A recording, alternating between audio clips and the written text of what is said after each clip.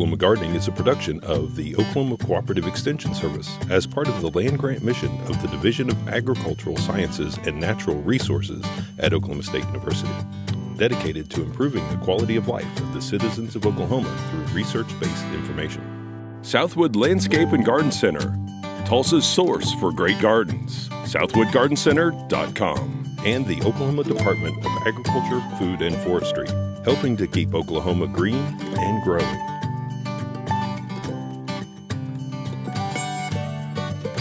Welcome to Oklahoma Gardening. On today's show, we're getting ready for Public Gardens Day with tours of 3 of Oklahoma's great public gardens. First, we travel to Philbrook Museum of Art in Tulsa to view the beautiful grounds, including a new vegetable garden with an interesting geometry. In Oklahoma City, we explore the Oklahoma City Zoo and Botanical Garden to see how gardens, animals, and visitors interact for an enhanced experience. And finally, we take a train ride in Stillwater with a look at a new railroad garden at the Botanical Garden at Oklahoma State University.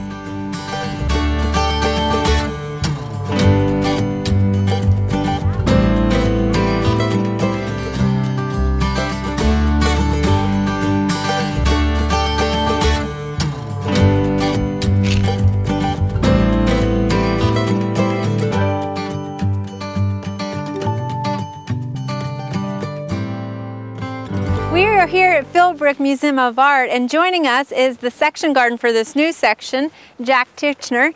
Jack, so this garden is brand new, really. Can you tell us how it got to be?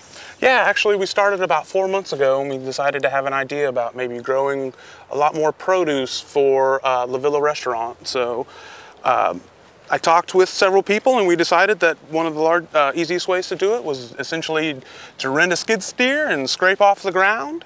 And we brought in compost and manure, and I rented quite a large tiller, and we tilled it up, and we raked it nice and smooth. And so far you're winning the battle against the Bermuda grass, but it looked like the land right next to us back in January, right? Yeah, absolutely. It's just quite a large, just flat area. That's one of the reasons I did like this place, was lots of sunlight and quite an open canvas that we could experiment with. So this is the first season. You've got a lot of cool season crops out here. I assume you'll be growing some warm season crops as the seasons change. Yeah, absolutely. I partner with the chef up at the restaurant, and he kind of tells me some of the varieties or interesting things that he would like to grow or incorporate in his menu. And so then we essentially say yes or no and try to incorporate and bring them out. So you can produce a lot. Is all of this going to get used by the restaurant here? I hope so, and if it doesn't, we're definitely going to donate some of it. So we definitely would like it to get used. Excellent. Well, I love the design that plays into this with the different colors of lettuce. It doesn't look like your typical vegetable garden. Yeah, I would agree. Most vegetable gardens you see are quite straight rows. I think that's just make it easy to maintain. But us being a public garden, and we're also going to get a nice geodesic dome here in the center. Okay. On April 22nd, that kind of lends itself to the more circular pattern. So this dome that's going to be constructed here, it's a framework that you'll be able to grow stuff on, or is it going to be an enclosed structure? No, it's going to be an open pipe structure that hopefully we're going to be able to grow edibles, ornamentals, pretty much any vining plant that we want. So that'll be nice. And will people be able to go inside of it? And yeah, absolutely. It's quite large. It's about 20 foot in diameter and 14 foot tall. So I would think several people could fit inside. And you're constructing that on Earth Day, and the public can come out and help? Yeah, I would love for people to come out and help me, actually. Well, I'm sure this takes a lot of weeding and tending. What are the plans for the future of the garden here? Well, actually, I'm glad you mentioned that. This is the first phase that we've been doing right now. We would like to do subsequent phases where we would expand, or I don't know, maybe more structures, or maybe even an outdoor kitchen. So I think the future holds itself pretty bright here. Maybe look at getting some fruit trees, and I heard you're maybe going to put some beehives in behind us here. Yeah, actually out in this riparian area here we have some 16 beehives going in, so that should be also pretty interesting and beneficial for my vegetable garden. Thank you for showing us this beautiful vegetable garden. And I would encourage the public to come out and take a look for yourselves at the Philbrook Museum of Art in Tulsa, Oklahoma.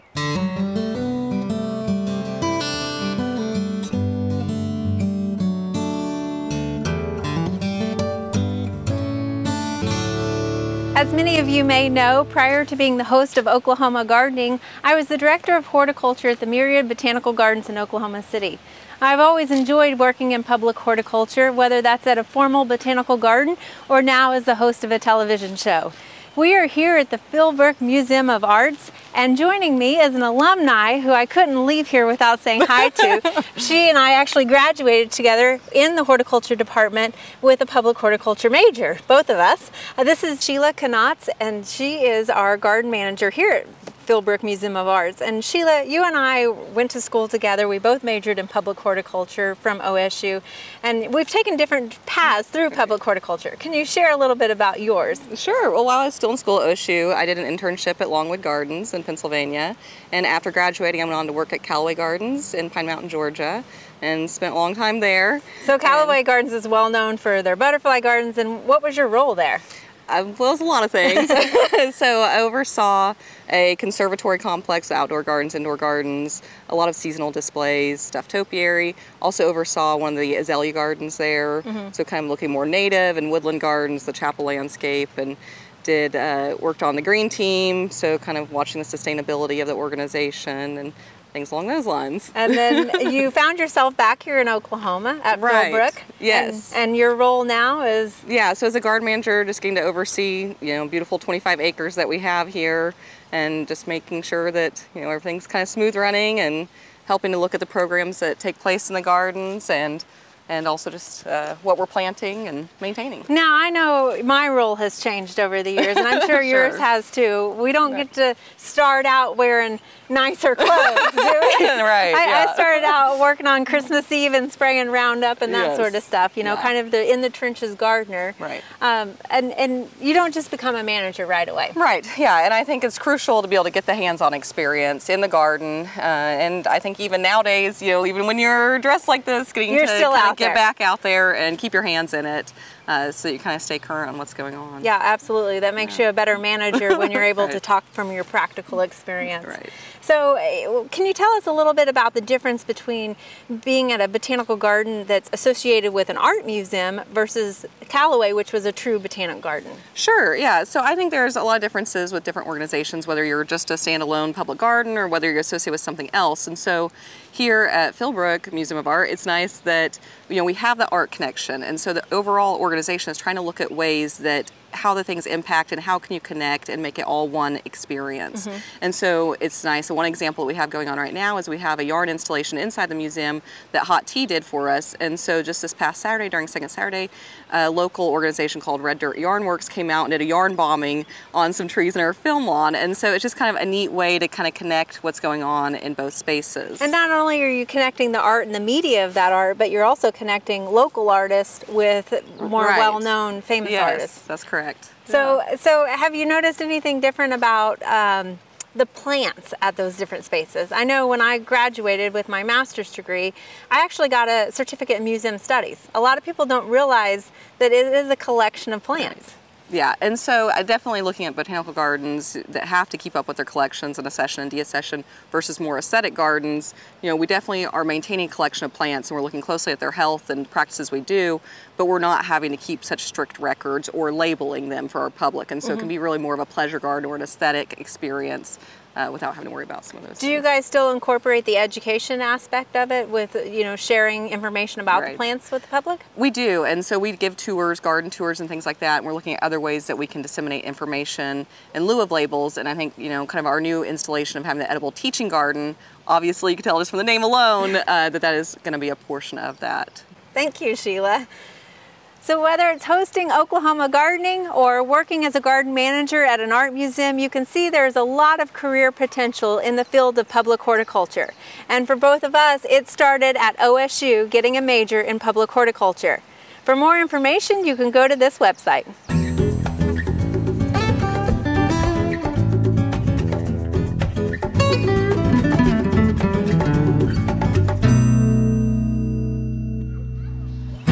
We are here at the Oklahoma City Zoo and Botanical Garden, and joining me today is the curator of horticulture, Lance Swearingen. Lance, good to see you again. Welcome to the zoo. Thank you. It's always a fun day to be at the zoo. Yes. You are the curator of horticulture here. Right. And you were a public horticulture major at OSU. Yes. So you've done a lot in your career. You actually interned at Disney World first. I'd like to start there. Disney was a great experience. Working there in public horticulture gave me new knowledge, and it was so amazing to work there.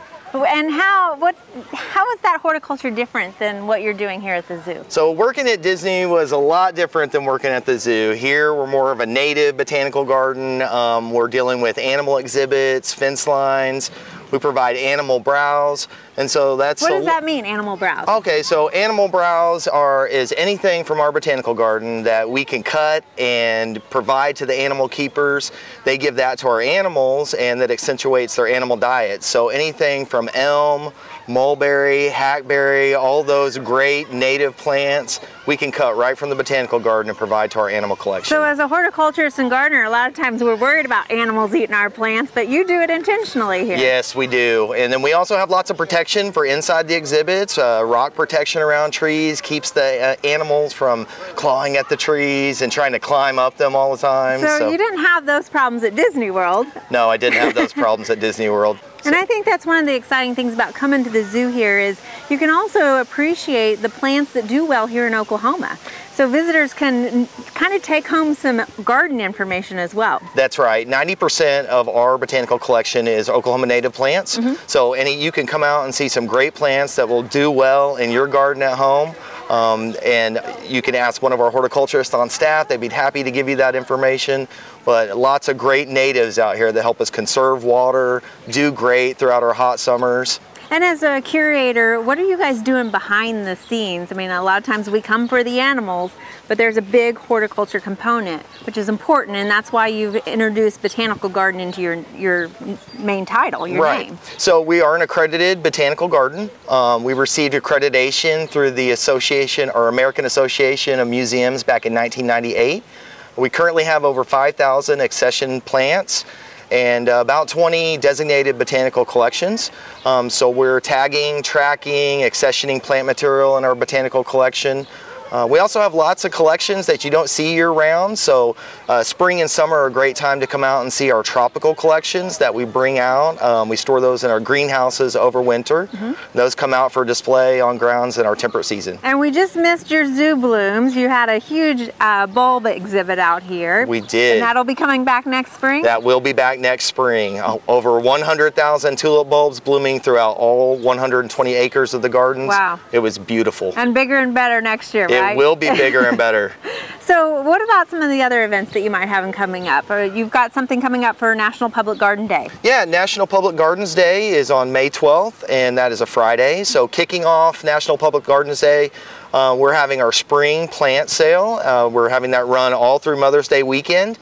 It's in our Global Plaza area, so no zoo admission is required to come to the plant sale, and that's 9 to 5. May 12th, 13th, and 14th. Okay, and where can people get more information about the zoo and just other events that might be coming up?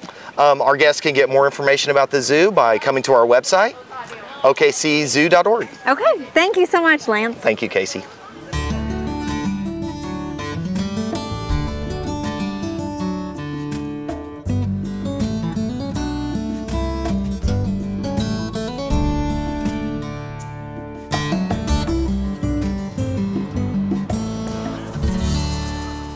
Lance, a lot of people come to the zoo for the animals, but there's a lot of garden space here as well. And we're kind of actually in an animal exhibit though, not your typical one with fences and stuff. This is the butterfly garden here. Yeah, Casey, this is our butterfly garden. It's 22,000 square feet. It's our largest butterfly garden in Oklahoma. And all of these plants out here are specifically planted for our pollinators. Wow, it's just beautiful. So when you talk about a pollinator garden, there's a lot that goes into maintenance, maintaining it differently than what you would do some of your other gardens, especially insecticides and pesticides. That's right. Is this organic or? Yeah, so this garden is totally organic. So every weed out here is hand pulled. We don't use any Roundup or any spraying out here because that can be harmful to caterpillars and to all of our nice pollinators. So this garden is organic. Very good. And of course, most of the zoo is fairly organic, because you practice IPM practices, I'm sure. Yeah, absolutely. So we don't spray anything in exhibits. We use organic spraying practices in our greenhouses and throughout all our gardens. Because you never know. And you've got a lot of kids running around here also. We sure do. So some of these plants, you know, they have different purposes in this garden. Can you kind of explain some of those purposes? Sure. So every plant that is in this garden is specifically designed to attract our pollinators. So butterflies, flies, moths, bees, and we have host plants in this garden, and host plants are what butterflies, the caterpillars, use as food and to lay their eggs on and build their chrysalis. And then we also have nectar plants out here. So the nectar plants give them the nice food that they need, and lots of tree canopy in this area. Which is kind of critical. A lot of times we don't think about that. Right, yeah. So when it's raining hard and we have those Oklahoma winds blow through, those butterflies need a place to take cover. And they also need a drink every once in a while too. So we have a small puddling pool at the top of the garden where butterflies can stop and get a drink on those hot days. And that puddling pool is just a shallow, sandy basin area for them? Right, yeah. So just a saucer with sand in it that's wet. That's all they need. So anybody can make one of those for their pollinator garden, really? Absolutely. Excellent. Well, one of the beautiful plants behind us here is this, is it a salvia? Or? Yeah, so this is a salvia, and that is one of the nectar plants that we have here in the butterfly garden.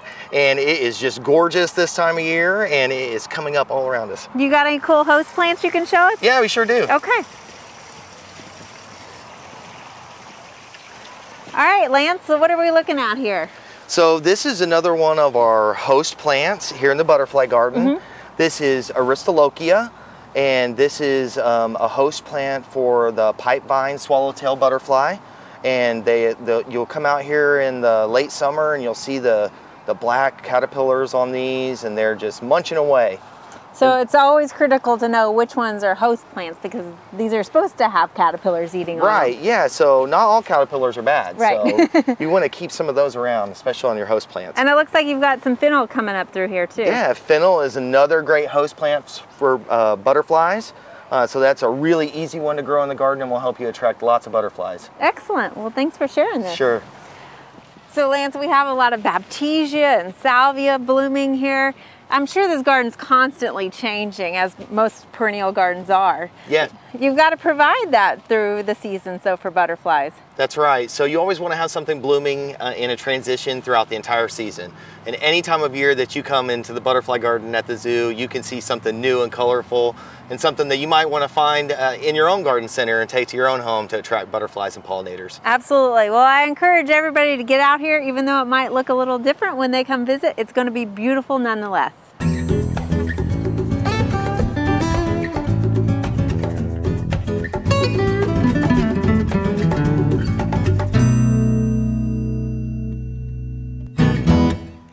Joining us today is Dr. Lou Anella, who is a professor in the horticulture department here at Oklahoma State University, and also is the director of the Botanic Garden at Oklahoma State University. Dr. Anella, thank you for joining us today. I'm excited to showcase the Botanic Garden here at OSU. I'm glad you're here, but call me Lou. You always have. Lou, yes, I had you as a professor, and you always encourage your students to just call you Lou. And you taught public horticulture, and you still continue to do that. That's what we wanted to talk about today.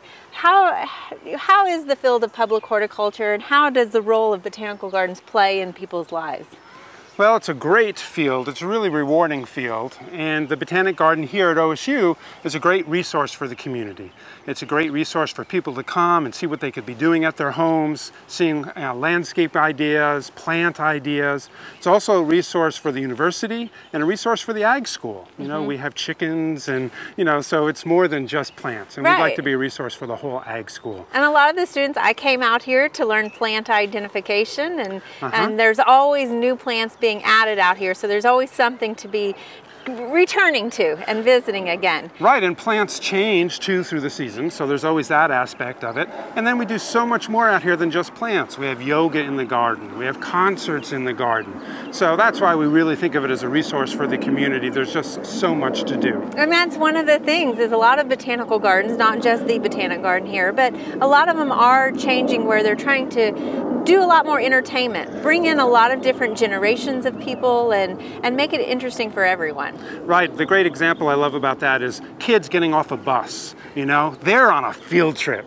And as the director of a botanic garden, or those of us at botanic gardens, we want to educate them. We want to educate them about plants. No way. They're on a field trip. But you can do some education in the background, you know, just being here is an educational experience. Right, it is a laboratory. People don't realize it, but it's kind of a learning lab, and there's that discovery and curiosity that naturally happens here. Sure, and we're also part of a research station here. So, you know, there's lots of turf research that goes on here and other things. So we're part of the research program at Oklahoma State University. So I know our staff here is pretty small. There's a lot of volunteers that are an important factor in this, the ambassadors. Yes, our staff is very small. Jane Carter is our garden manager. Laura Payne is our director of volunteers and of events, and coordinates our educational programs.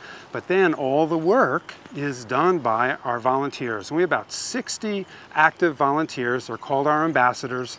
They meet once a month, and they are just so important to the garden. We also hire students, so that's a big part of it too, and it's a great internship experience for them, that they get to have some experience in the field before they go out and look for a job. So the students and the ambassadors are our workforce. And they also help behind the scenes with our Oklahoma Gardening television show as well, so we're greatly appreciative for them as well. Lou, I know the gardens are always changing, and I've been coming out here since I was in high school with FFA doing plant identification for contests and stuff.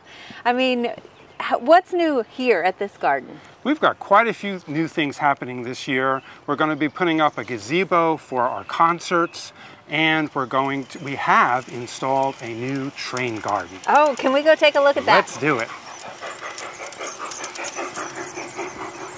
Lou, this is fantastic.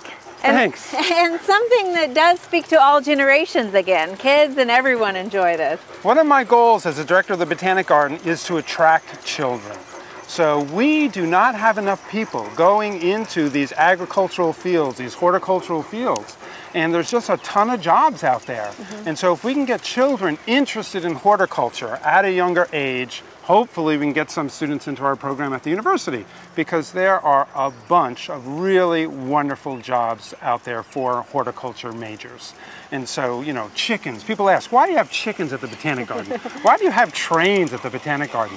We need to let children know what a wonderful career this is, and get them, just get some hook to get them interested in what we do here. And I think that's one aspect that I really enjoy about public horticulture, is the careers that you can go into vary so much. I mean, I know people that I graduated with that are really into landscaping, and then here I am hosting a television show. I mean, that's the spectrum right there. Right, so in public horticulture, you could host a television show, you could be the director of horticulture at a zoo. So the director of horticulture at Oklahoma City Zoo is one of our graduates. You can be the director of horticulture at a museum, at a famous museum, the Philbrook in Tulsa. Yes.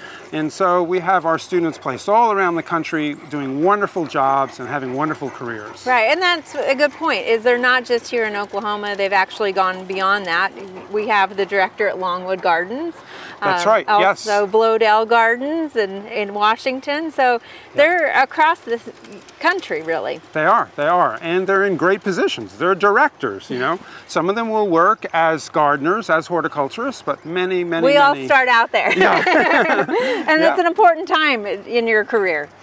But that's the goal. If you're going to come out with a bachelor's degree, you know, we expect you to get into one of those management positions. So where can people find more information, both about the Botanic Garden here at Oklahoma State University and also just about the horticulture program? Well, we have a Facebook page and online, of course, and we're always welcome to speak happy to speak to prospective students and visit the garden. Okay. That's the best idea. And if Visit anybody the garden. wants to volunteer, they're more than welcome to always here, right? Sure, we're always looking for new volunteers. It's a wonderful program, and we'd love to have new people volunteering with us. Excellent. Thank you for sharing with us. Okay, Casey, thanks. There are many wonderful public gardens and horticultural attractions throughout Oklahoma. Check out a list of gardens on our website and visit one near you, or for an even bigger adventure, plan a road trip.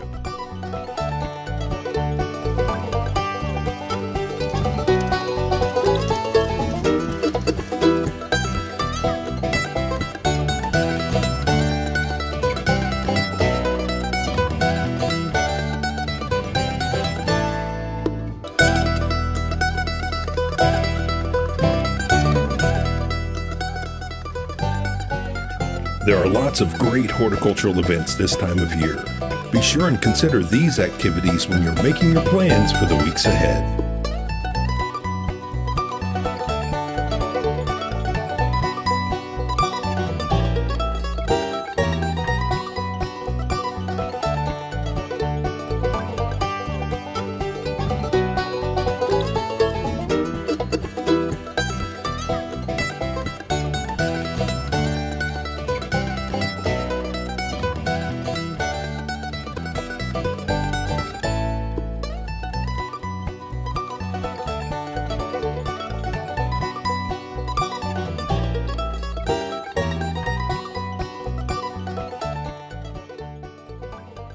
Next week, we are getting some special help building innovative raised beds in our concepts garden.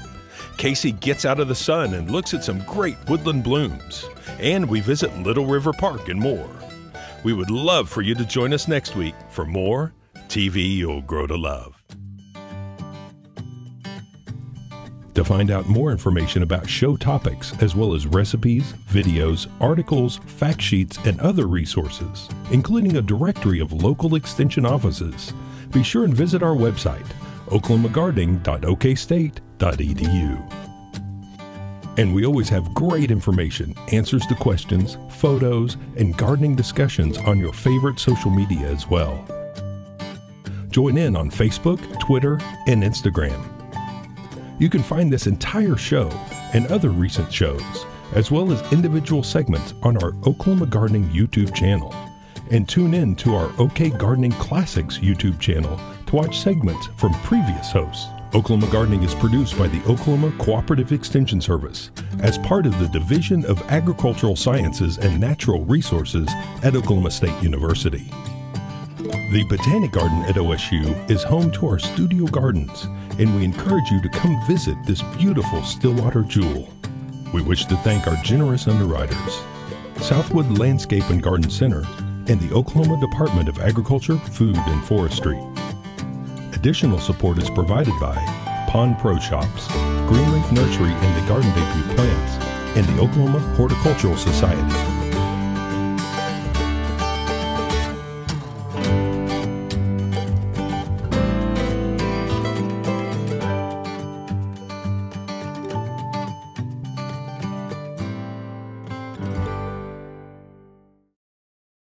We hope you enjoyed this video. It's part of our Oklahoma Gardening YouTube channel. You can also find even more videos on our OK Gardening Classics YouTube channel. And join us on social media for great gardening tips, photos, and discussion.